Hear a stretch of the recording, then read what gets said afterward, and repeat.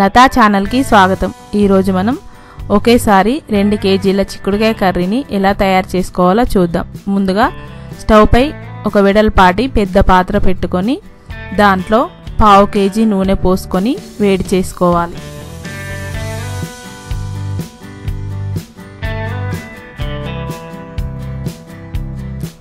నూనె వేడెక్కిన తర్వాత కొద్దిగా తరిగి పెట్టుకున్న మెంతి తరుగుని వేసుకోవాలి.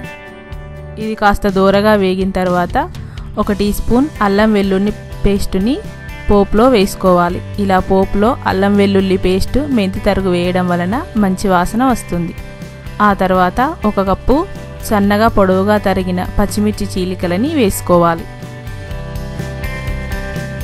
ఈ పచ్చిమిర్చి చీలికలని స్పూన్తో కలుపుకుంటూ 1 నిమిషం పాటు దోరగా వేయించుకోవాలి. ఆ తర్వాత కాస్త ఉల్లికాడల తరుగు అలాగే సన్నగా పొడవుగా తరిగిన ఉల్లిపాయ ముక్కల్ని 1 కప్పు వేసుకొని వీటిని కూడా 1 నిమిషం పాటు దోరగా వేయించుకోవాలి.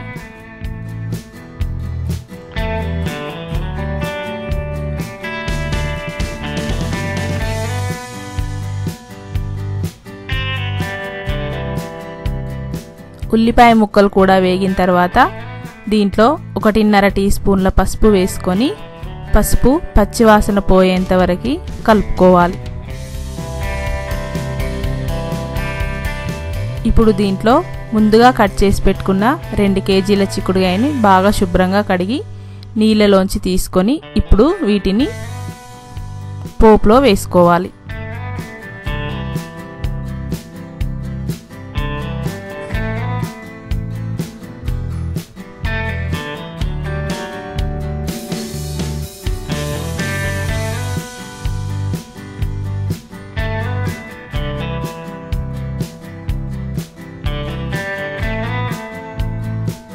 ఇలా ఒకసారి బాగా కలిపిన తర్వాత దీనిపై మూత పెట్టుకొని స్టవ్ హై ఫ్లేమ్లో పెట్టి 5 నిమిషాల వరకు ఉడికించుకోవాలి.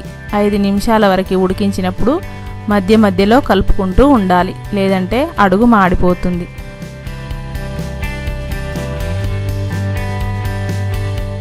ఇలా 5 నిమిషాల పాటు ఉడికించిన తర్వాత దీంట్లో 1 టేబుల్ స్పూన్ ఉప్పు,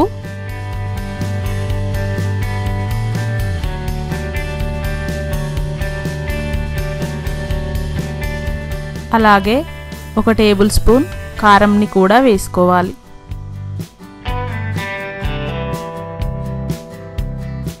ఇప్పుడు ఈ ఉప్పు కారం వేసిన తర్వాత కలపకుండా మూత పెట్టి 1 నిమిషం పాటు అలాగే ఉంచుకోవాలి. ఆ తర్వాత మూత తీసుకొని ఒకసారి బాగా కలుపుకోవాలి.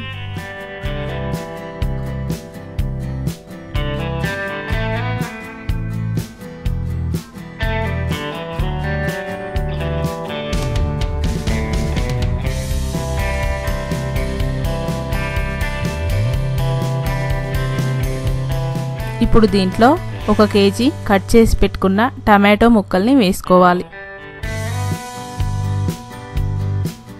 ఇలా టమాటో ముక్కలు వేసుకున్న తర్వాత స్పూన్తో మళ్ళీ ఒకసారి బాగా కలుపుకోవాలి.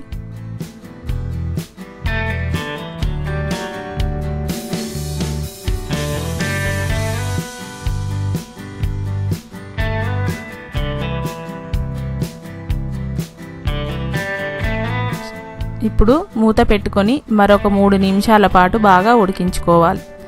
ఇప్పుడు చిక్కుడుకాయ కర్రీ ఉడికిపోయింది. చివరగా కొత్తిమీర తరుగు చల్లుకొని మళ్ళీ ఒకసారి కలుపుకోవాలి.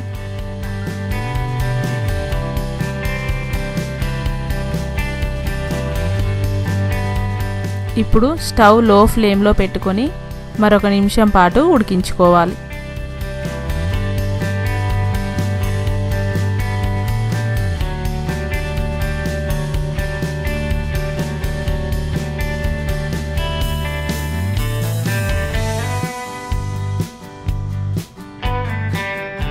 నిమిషం తర్వాత మళ్ళీ ఒకసారి ఇలా కలుపుకొని స్టవ్ ఆఫ్ చేసుకొని కర్రీని వేరే ప్లేట్లోకి తీసుకోవాలి.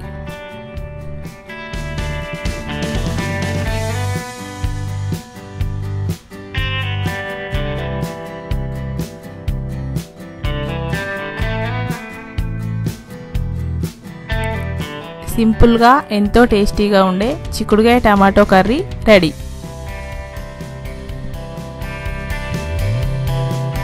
Thank you.